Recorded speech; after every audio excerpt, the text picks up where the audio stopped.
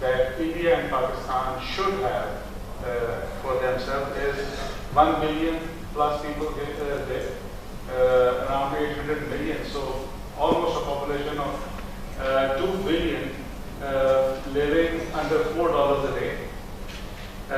Conversely, if we mobilize the potential that we have, either individually or in a regional context, the potential that you have along with China is immense. In fact, this region can become the powerhouse of the world and actually bring some countries out of their business. So if that is the prize, so there are two routes to follow. One is to get entangled in the tactical weed and this pugnacious nature the states that always have and continue to fight. The other is distinctly which states do not wish to sometimes say, is to resolve the conflicts and then cooperate. So these are two major courses of action. What amazes me, baffles me here is that perhaps this is for the first time in the history of both countries that you have a leadership which has come with immense mandate from their public. So if these two leaderships cannot actually come around and create an environment, perhaps then it's a very uncertain future. Then it's an extremely uncertain future. And the three patterns that I see, and this is my last one, the three patterns that I see between India and Pakistan are that India as India's objectives seem that it wants to revise the global order and the regional order, and it only is accommodative towards maintaining the status quo over Jammu and Kashmir region, towards its independence as enforced in the United Nations Security Council resolutions. And Pakistan has an absolute different trajectory, which is that it wants to maintain a global status quo because it doesn't have such an ambition. And the only revision that it needs is regionally, bilaterally actually, that let's resolve the conflicts, which is everyone knows, but let's put them on down. I'll go in reverse order. And these are extremely important. There's the circuitry issue because it affects an exclusive economic zone, not much talked about. And then the water dispute, not much talked about, extremely important. And third is Jammu and Kashmir. So these two approaches towards regional stability, while apparently the end objective for both states is that we want stability and peace in the region, the approaches are diametrically opposite. And the perceptions about them are even more interesting. What is a legitimate uprising or independence movement is termed as violence, is termed as insurgency, it is termed as state-sponsored terrorism, etc. And what is happening within Pakistan, which is that India is clearly, and Modi, Prime Minister Modi has himself acknowledged that he was part of the movement to break up Pakistan. He acknowledges. The sitting officials acknowledge that they're involved in terrorism and they want to move such a policy. So there's little acknowledgement of such a fact, and because of geopolitics and geoeconomics, we have all listened to these. So there's no acknowledgement. So if this type of approach on both sides and intentionally continues, so I tend to agree with both the conclusion that this is going to happen. This will continue. So the choice is political. So if we take care of, as I said in the morning, take care of pounds, the pennies will take care of themselves. Yes. Yeah, that's a good example that extends many such discussions. Next, yes, please. Sir, my name is Shamsad Rahman and my question is directed to Dr. Naeem Saleh. So you, as you said in your earlier presentation that India so far is not capable of deploying a very efficient BMB. But if you look at the Indo-Israeli cooperation, we see that previously the Indian Akash missile and Trishul missile, they were also now going very well. So they introduced the Israeli technology, Barak 8, that was quite successful with the recent test which was conducted probably in end of July. So if this trend continues, so probably in maybe a decade or 15 years, India may be able to deploy some kind of which according to their perception would be an efficient BMD system. So that's going to give them confidence that okay, we have a big size, some of the missiles will be able to absorb, other would, the BMD would take care of, and as Bharat Karnat would say that India can take on a nuclear strike from Pakistan, but Pakistan wouldn't be able to survive. So that would going to instill a false sense of security in the mindset of the Indian political leadership. So don't you think that this BMD system would eventually going to seriously affect the stability equation between India and Pakistan? Shams, I would like to first comment on what Bharat Karnat said, that India can survive Pakistan's strike and Pakistan will be obliterated. This comment was made by one of the Indian participants in May 2002 during the height of that 2001-2002 military standoff, and I was speaking at a round table at IISS London. And my response to that was that, remember what Harman Khan said, that after nuclear exchange, the living will envy the dead. So our problem will be over. Indians will live to regret it for all times to come. So it's very easy for people like Bharat Karnat to say this, but there are very serious implications of a nuclear exchange of whatever level. Coming to your question about Indo-Israeli cooperation, there are limits. Barak is a point defense, surface-to-air missile defense system. It is not a BMP system. Akash is basically a 15 to 25 kilometer range, medium range surface-to-air missile system, which Indians have been trying to tout as a short-range BMP system. Trishul they have abandoned after 20 years of experimentation and spending billions of rupees on that. And the US example is before us. They have been investing money, and the kind of technological brains and the infrastructure they have not been able to put up a satisfactory BMP system for the last 50 years effort. So I mentioned earlier also, put aside the claims by DRDO and people like Saraswat, they would make you believe that they are far ahead of even the United States. I think the US should then ask India for help in improving their BMP systems.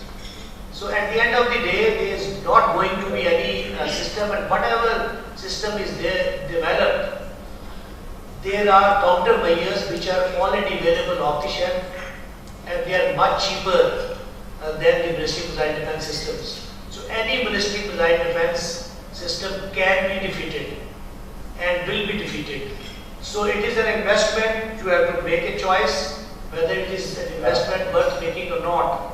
But don't take this too seriously. It is not going to have anything more than the psychological impact on the Indian mindset, giving them false sense of security, nothing more. Thank you. Next question.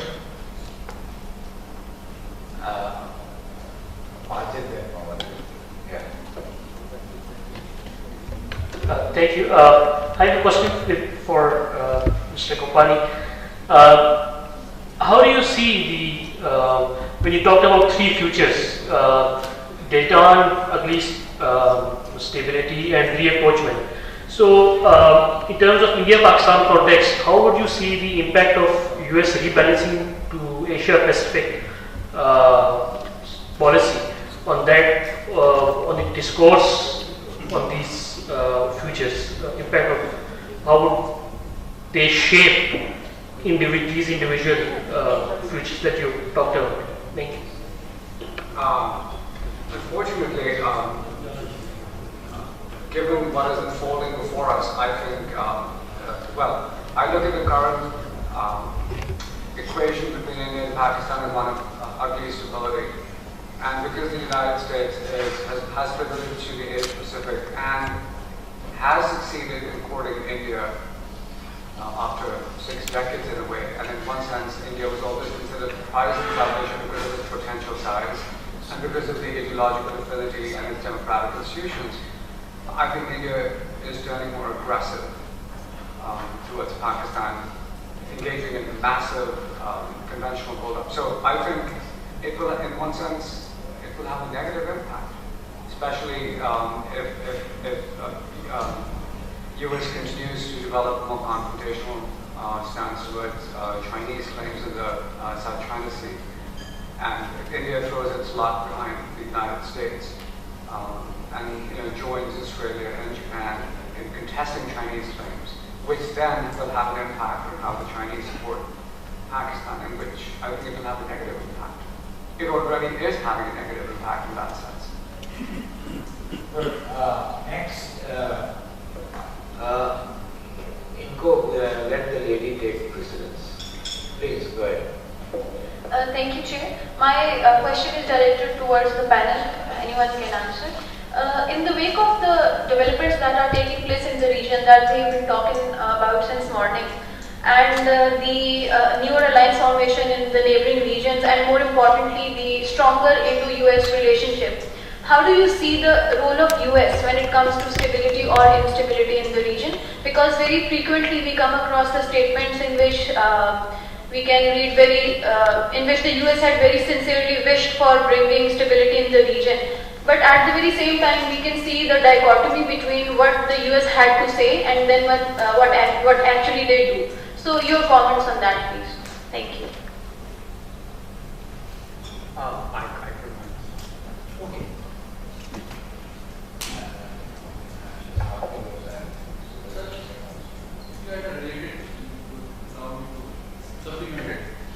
Thank you. Actually, it was partly related to that. I think both presentations, it seems, gave a different construct, not just perspective. You must have noticed, Dr. Kampani, that Brigadier Salik emphasized the key role that US has continued to play in maintaining stability in this region. But in your perspective, you focus essentially on China, India and Pakistan. So in that context, I wanted your perspective on how you see the role of US in crisis management. Because, essentially, and it is an open secret, most people who follow Pakistan's foreign policy know that US has been very close to Pakistan for most of our history. But if the strategic cooperation between the US and India increases, don't you think this increasing strategic cooperation between Delhi and Washington will reduce US influence over Pakistan? And as a consequence, its ability to manage future crises?